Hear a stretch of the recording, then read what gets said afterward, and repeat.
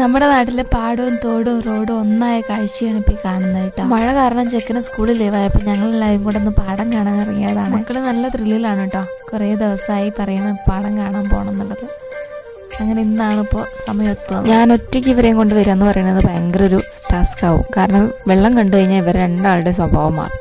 അങ്ങനെ സൈഷേട്ടനും കൂടെ ലീവുള്ള ഒരു ദിവസം നോക്കിയിട്ടാണ് ഞങ്ങൾ ഇറങ്ങിയത്. മക്കൾ മാത്രമല്ല, ഞാനും നല്ല ത്രില്ലിലാണ് കേട്ടോ. എൻ്റെ കുട്ടിക്കാലം ഓർമ്മ വന്നു. എത്ര വെള്ളത്തിൽ നീന്തി കുളിച്ചതാ. വെള്ളത്തിൽ കളിയൊക്കെ കഴിഞ്ഞ് അവരിപ്പോൾ രണ്ടാളും കൂടെ മീൻ പിടിക്കാൻ ഇറങ്ങിയതാ കേട്ടോ.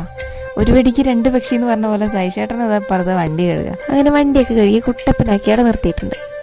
രണ്ടാളുടെയും കൂടെ ഞങ്ങൾ ഒരുപാട് നേരം കളിച്ചു കേട്ടോ. നമ്മുടെ റോഡാണിത്. മുട്ടറ്റം വെള്ളമുണ്ട് കേട്ടോ.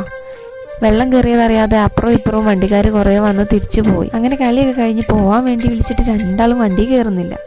അവസാനം സൈഷേട്ടൻ വടിയെടുത്തപ്പോഴാണ് രണ്ടാളും കയറിയത് കേട്ടോ.